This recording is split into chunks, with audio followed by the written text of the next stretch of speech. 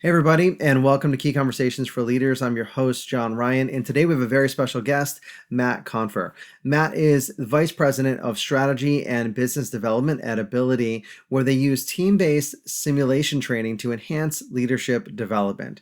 He earned his MBA from Boston University while beginning his career with Deloitte Consulting. He has a popular TEDx talk called Three Steps to Better Decision Making, and he also hosts a leadership podcast called Learn to Lead. Welcome to the show, Matt. Oh, it's great to be here. Thank you. And I want to start out by asking, for those who aren't necessarily familiar with your TEDx talk yet on the three steps to better decision making, can you tell us a little bit about the Stanford story and what that's all about?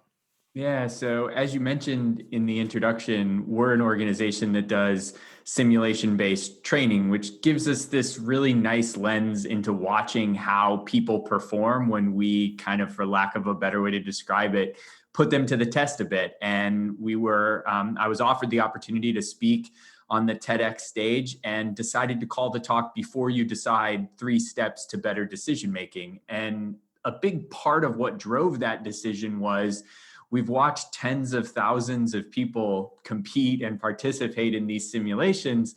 And one of the things that we noticed is a lot of people, when presented with a problem or a decision or a challenge, their gut reaction is to just jump right in and solve it. It's like a response that we just want to solve problems.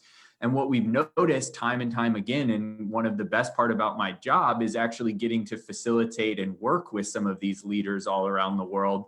What we've noticed is that successful teams actually take a first step before they decide. And so we tried to break it down to three steps. And the first step was what we called challenge the constraints. And that references the Stanford story that you talked about. And so I started the TEDx talk by describing a class on entrepreneurship at Stanford, where the professor presents the students with a challenge. She basically splits the group into teams. She hands each team an envelope, and in the envelope is $5. And the professor says to all of the teams that this $5 represents brand new seed funding for a new company that each of you are going to create in your teams. And you really have one goal: turn the $5 into the most money possible.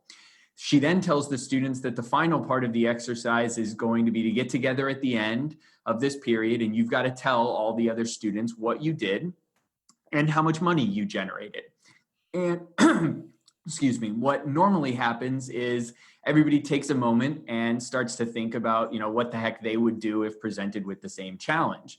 And what's always fascinating to me is what ended up happening is the winning team actually didn't even use the $5. In essence, they challenged the constraints of the exercise. What they did is they actually spent the time finding a company in town who was willing to pay them for the right to present to the rest of the students. So basically, they challenged the constraints, didn't use the $5, found a company in town that wanted to recruit students at Stanford, and sold them the rights to their presentation. And so I love that story, and that's how I kicked off the TEDx talk. It's such a great story, and like you said, it ties back to defining the problem before jumping into the solution, and at the same time, you said challenging the constraints. So, what is that first step? Is it challenging the constraints? Is it defining the problem, or are they one and the same? I view them somewhat as one and the same. What I find that is fascinating to me is like I mentioned, we have the pleasure of working with some really innovative companies on their leadership development efforts. So the vast majority of people that we're working with have ascended to a certain level of stature in different organizations. But yet, when we present them with a challenge, they become so engrossed in solving that they just want to start doing. And the teams that are more successful kind of take a step back, reframe the problem, challenge the constraints that we've present them with. So I almost view it as kind of a one-stop shop for how to actually start to tackle a problem. And so I do think you can kind of use it interchangeably. You really need to define the problem, reframe the problem, and then really challenge those constraints that exist in the problem that you're presented with. I imagine because that gives you more choices in how to go and proceed to achieve the outcome that you're actually trying to achieve. 100%. And I think it is tough sometimes to take that giant step back. People talk very frequently about the 20,000 foot view. How is this going to affect other parts of the organization? What is really a solid footing for us to step forward on? But really, it takes, you have to force yourself to kind of go against what might be your natural instincts.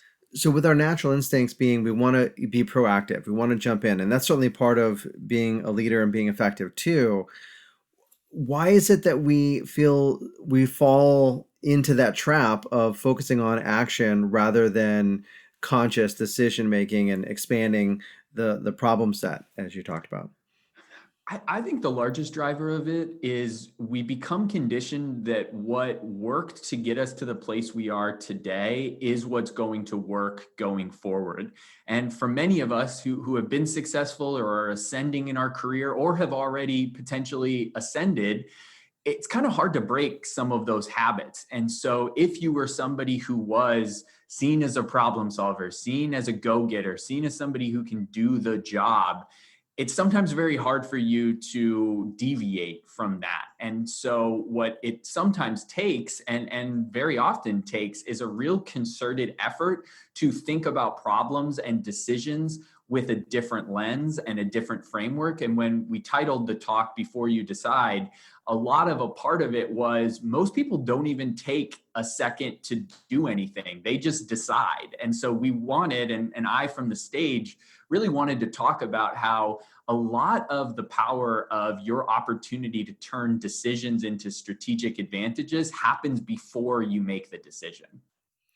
So in your lab, which is I imagine you guys refer to it as a lab, right? You're seeing people really do experiments on the fly, and their assumptions about how they make decisions and all the things that have worked in the past. Are those part of the constraints that they're coming with? Is their own decision making, not just the ones you're presenting in the exercise? Yeah, a lot of the times when we talk about the simulation, I try to reference other industries. So pilots, for example, get into a simulator to try different things before they ever get behind, the jumbo jet. And our goal is to actually have a simulated environment where leaders in corporate America can actually try things with their people management skills or their financial acumen skills or their strategic thinking skills as almost a sandbox to test, iterate, and try different things. I always talk about myself personally, and I struggled with, you get into a sense of what type of manager you are, and then it's petrifying to deviate from that because you're dealing with real humans and you don't want to make a grave mistake when it's somebody's career on the line. And so our hope in building a simulated environment for myself as a continued example is you get to try being a different type of manager. You get to try providing feedback in a way that's maybe outside of your comfortable limits. And I think that's a powerful tool that we don't use enough when we're looking to develop the leaders of tomorrow. So it creates an environment where they can step back, question their assumptions, and challenge their own beliefs about what they should or should not do as a leader in a relatively low stakes environment, so they make better decisions when they go forward. Yeah, I have a colleague who refers to simulation based training as a pressure cooker for your true emotions. And I would say that resonates with me. And that's what I see frequently in our simulations. It's really hard for you to push against and without going into your preconceived notions. And successful individuals and our facilitators, I think, do a really good job of it, is trying to push you to try something different. You might not like the way the result happens, but I think you're a more effective leader if you push yourself to try different ways of handling yourself, and then it maybe reinforces that the way you've done it in the past is actually the right way, but it allows you to kind of iterate, pivot, change, do things a little bit differently and see how that plays out for you. So, what are some of the best ways? And I imagine questions are part of that to challenge the constraints, to can challenge your own thinking processes and decision making processes. What do you see people doing to try to reevaluate and look for new options? Yeah, time and time again, taking multiple viewpoints into your consideration, I think, is critical. I tell a story sometimes about Walt Disney, and he had this approach where every decision that he was making, he tried to approach it with a three lens approach. And he called the three lenses the dreamer, the realist, and the skeptic. So he had this dreaming, fantastical, whimsical methodology where he kind of considered anything was plausible. And then he kind of took a realist approach to it. Like, what is actually not just outlandish? What is actually possible? And then he kind of had this negative, cynical nature, this skeptical nature. And he put every decision through multiple lenses. And a good chunk of the work that we do talks about, as a team, you have to take multiple viewpoints in, distill them, and then actually make a decision that's kind of the collective benefit of the team's knowledge. If you're all coming from different places and you all have a different perspective, and you can put a decision in front of all those different lenses, you really become more effective no matter what decision you end up going with, because you're kind of stress testing the decision. So the dreamer, the realist, and the cynic, you're going to have a more balanced decision making results just by even going through that process, because it's going to be somewhere not necessarily in the middle, but you're not going to be so extreme. Like the dreamer, it sounds to me like that connects to what I think you referred to as when people assume success, which is one of the challenges that you guys have identified as well. Can you talk a little bit about what the downfalls of being that dreamer is, where they just assume success and that's their only reality they're paying attention to? Yeah, it's actually a nice segue to step two in the before you decide framework. And it was called Embrace a PreMortem. And the reason that I referred to it like that from the stage is we're all very familiar with the concept of a postmortem. They happen a lot in business, they happen a lot in life. You wait until something is over, and then you kind of evaluate with a real critical eye, what went right, what went wrong. What we don't see a lot of people do, and we think it's a miss, is consider on the onset that you should embrace a premortem, which really means assume the decision that you're about to make is going to be a failure, and you actually have to distill out why it would fail. And that's a really tough mental exercise. Kind of to piggyback on what you were saying there, it's really easy, or it's almost second nature, for us to consider a decision and then kind of contemplate all of the ways that we're going to be immensely successful with. Yeah. And it's tough, and it's mentally taxing to say, okay, if we do this and 3 months later we get back together for that postmortem and it's a failure, why would that happen? But teams and individuals that take that leap and force themselves to contemplate abject failure actually are better decision makers going forward. So forcing yourself to go through that, it sounds like there you have quite of a process involved in doing the pre-mortem, or that it's not just what's the worst that can happen on the cynical side, but really considering and asking why did that happen, and getting a little bit more detailed. And then once you get that information, I imagine you're actually challenging the constraints, and you're actually, as a result of that process, seeing new possibilities to minimize the downside. Is that close?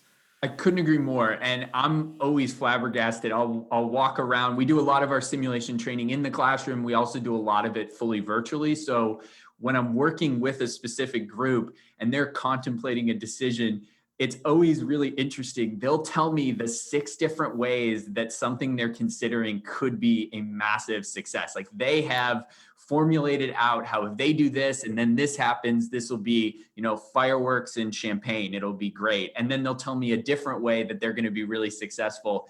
And you really have to press them to figure out 1, 2, or it would be like incredible if they could figure out 3 ways that they're going to fail. The human mind just has a lot of more of barriers to get to that how are we going to fail component. And I think that makes you more effective when you force yourself to consider that. Because we have a natural affirmation bias, right? So we think that the decisions we make are solid and rational. I imagine emotions come into play a lot in decision making. What have you seen in terms of the emotions, especially fear, or I don't know what other emotions might come into play. What are you experiencing or noticing on those types of things? A question that I get frequently is when you're working with a group for the first time, what are you noticing about how different team dynamics play out? And I think fear is one that comes out. I think another one is assertiveness. I have a natural kind of I think I appreciate more the people who hang back a little bit in the beginning and watch and listen more than talk and dictate to start. And so, to me, a skill that I've seen leaders that really resonate with their teams are those that are more, they more listen before they start to try to talk right away. I think teammates tend to really appreciate having somebody on their team who is not just dictating to them right off the bat. And I think those teams that have that personality tend to be more successful as the experience goes on. Can we talk a little bit more about, what really good decision making? I know you've identified the first two steps, and maybe we can recap those and put them in a full sequence on the three things that really make it possible for us to have effective decision making. What are those three things, if you don't mind sharing those in their entirety? Yeah. So the first step, which we hit on, was challenge the constraints. And that really is about taking a step back before you just see a problem and kind of take a puppy approach to it. You see a ball and you just want to chase it and just decide. Instead, you really need to step back and actually see what constraints are holding you back from a big breakthrough. Step two is forcing yourself to not just contemplate all of the ways that you will be tremendously successful, and instead take time, take energy to actually distill out how something you're thinking about could be a failure, and then spending the time to mitigate those outcomes. That really helps you on the path of deciding what the right decision ends up being. The third step, which we haven't hit on yet, is what I referred to in the TEDx talk called check the basics. And the reason is I have had the pleasure of working with some incredibly innovative companies and some high level leaders at these organizations. And I'm flabbergasted sometimes that it's the small details that really trip them up. And what I see time and time again is the more complex the decision is, the more critical those small details become and the easier they are to overlook. So if you kind of bundle it all together, if you challenge the constraints, you embrace that pre-mortem, and then you ensure that the T's are crossed and the I's are dotted, and you check the basics, you really put together a more streamlined approach to decision making than I think a lot of us just implement by nature. What is it about the small details that trips people up? Is it not taking the time? Is it the same thing about jumping into action without doing the pre-mortem and all the challenging of the conditions? Yeah, our simulations are built so you don't need to create massive Excel spreadsheets or beautiful flow charts. You really want to focus more on how your team decides, how you actually cross-functionally or communicate as an intact unit. But teams tend to complicate the situation. They're building these Excel formulas that are tying one spreadsheet to another spreadsheet, and then they might miss an email. So the simulation is sending you emails all of the time, and they might have this grandiose spreadsheet together that's looking at their financial projections, and it's beautiful and it's sexy and it's robust, but it's an email that one of them just missed because they're so focused on the grandiose details. And so I think what I've noticed is when the decision gets more complex, the small details are overlooked with more regularity. And I think that's just the human nature approach to, as you become more in the weeds and you create more weeds, you have the chance to kind of lose the forest from the trees a little bit.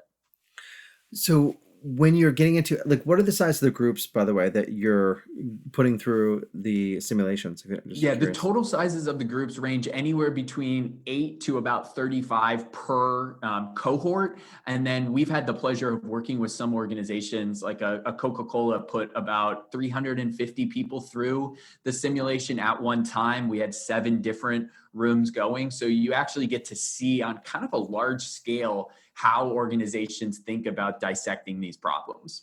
Well, that's one of the things I was kind of curious about is where's the line in terms of effectiveness, in terms of number of people involved in making a decision and versus being efficient and effective? Is there any correlation that's been identified in terms of the optimal sizing?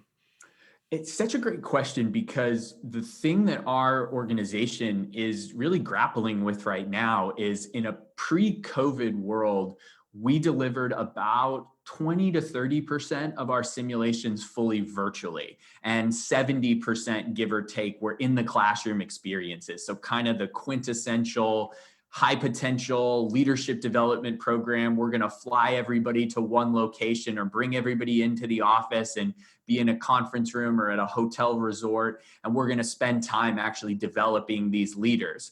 Now, obviously, the world has shifted and a new normal necessitates virtual learning. And what we're finding is organizations are really embracing small group virtual teams because we're all learning how to operate effectively. We're firm believers that you want to train people in a similar way to how they work so that they feel more comfortable, kind of to go back to the you train a pilot in a simulator before they get behind the actual jumbo jet. What we're finding is organizations are embracing virtual training really because we all need those skills to be honed, because we maybe have become a little bit too accustomed to an in-person experience, and we need to stretch our comfortable limits and grow our muscles in how we actually build consensus in the virtual world. Good point. Yeah, the environment changes, and so does the training have to adapt to help you with those skills as well. So all those three things that you mentioned in terms of creating better decisions really, I think, make sense. And just even having the awareness of challenging the constraints, don't necessarily be the dreamer, to question what will happen if and how do you adjust for that. And the third one, please forgive me, escaped my mind, which was Checking the basics. checking the basics. Yeah, the details. One of the stories that you mentioned that I thought was fascinating about the pre-mortem and also even the details was the cobra effect, and such a huge unintended consequences. I mean, I'm not going to ask you to recreate your entire TED Talk here, but would you mind sharing a little bit about the cobra effect and how that's experienced in everyday life? Yeah, so during the era of colonialization in India, the British government got very concerned about the number of venomous cobra snakes in Delhi. And they had countless ideas that all kind of failed. Nothing really worked. They finally decided to offer a cash bounty for every dead cobra, which seems like a great idea. And initially, it actually was a pretty successful strategy, as a large number of snakes were killed for this new reward. You might, though, be able to guess what the problem is here. Imaginative individuals actually started to breed cobras explicitly for the income that they could now generate. And it didn't take long. The government became aware of this. And so they actually had to scrap the program for dead cobras. And you can definitely guess what happens next. Now the cobra breeders have worthless snakes, so they just set them free. And as a result, the wild cobra population became even worse than it was initially. And in essence, the solution, or the apparent solution for the problem, made the situation even worse. So we now actually refer to this as the cobra effect. But in my estimation, it's kind of the perfect illustration of why a pre-mortem is powerful. If you don't anticipate failure, if you don't anticipate how your solution could run amok, you potentially are going to go down that path without considering the negative consequences or externalities. In this case, the British government never ran through the scenarios of how could this actually make the problem worse. Had they done that, I think they probably would have averted this disaster. It wouldn't be too many dots to connect to realize that some people would take advantage of this and that possible outcome would be there. But at first glance, if you're at the dreamer mindset, you're not gonna catch that unintended consequence. And I know you and I talked briefly but before we got on the show, and the pandemic that we're experiencing right now, and certainly this isn't a political podcast or show by any means. And I know you said that you're not hyper involved in politics either. Right now, everyone's making critical decisions. right? We are at a government level, federal level, state level, company level, individual level. Like parents are having to decide this month, do I send my kid to school? Do I do remote? Are there even options there? What are some things? Because to me, part of my thinking is do the pre-mortem. What's the worst thing that can happen? And that's how I make my decisions. And it's not the other people's are wrong, but how do I don't know, like, is there a right way to do it? Or do I just have to be okay and tolerating if that wrong thing can happen? Or do I put together an Excel spreadsheet? I guess I'm trying to figure out for what's a appropriate way for parents out there to start thinking through these situations. The best lens that I can take on it is our clients are large organizations and large universities all around the world. We've had the pleasure of delivering our simulations in about 30 or so countries in the last 2 years. And in the February, March, April timeframe of this year, there was a lot of indecision, and it was really warranted. People didn't know if they should pause their training and wait for a hopeful return to the office, if they should move fully virtually, or if they should plan for some sense of a hybrid approach. And we do work with a lot of universities, and I can say they were struggling with the same decision that I think parents are struggling with now, and school districts are struggling.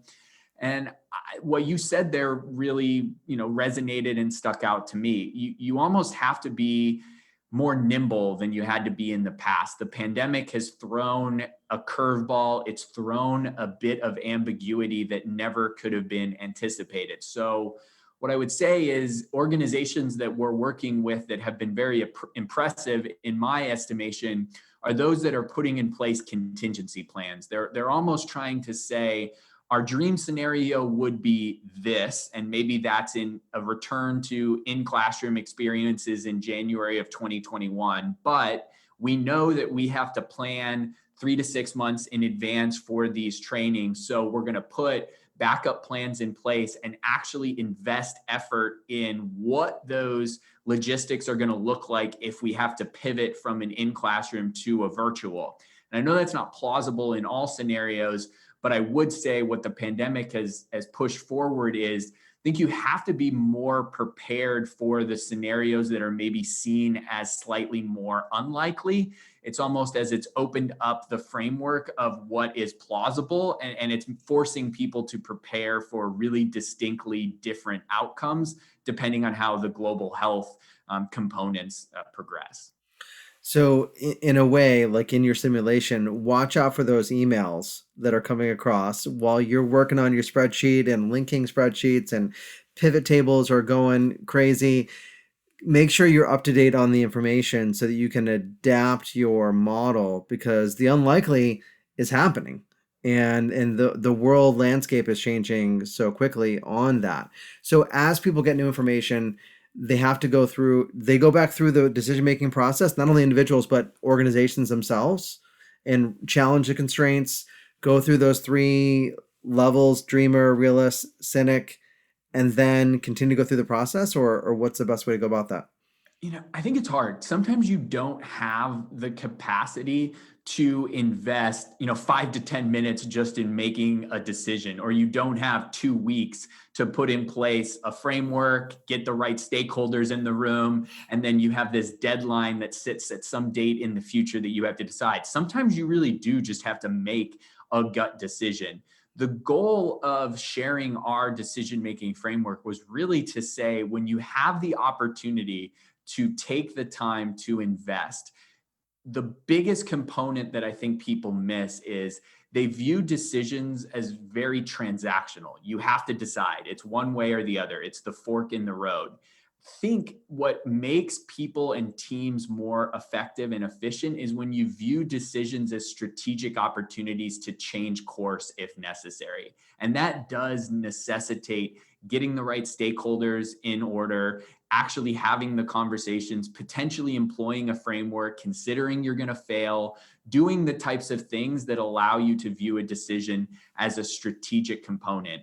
One thing that we discuss frequently is you have to impose limits. You can't just prolong the decision to infinity. And so many times what we say is in our simulation game, there's a clock. I mean, there's a physical clock ticking down when you're in the simulation engine.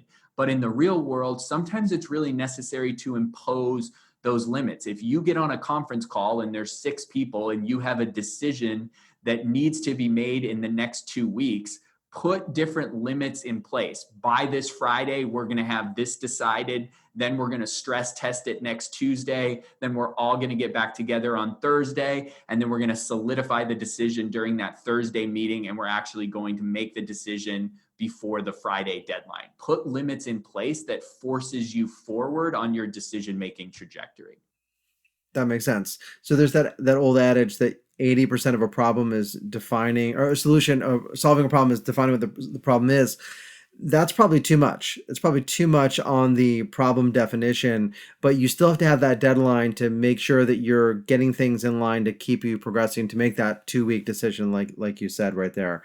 So with all your experience in time watching and experiencing people in your simulations, what's been the most surprising thing that you have learned, witnessed, observed in relation to teams or individuals making decisions?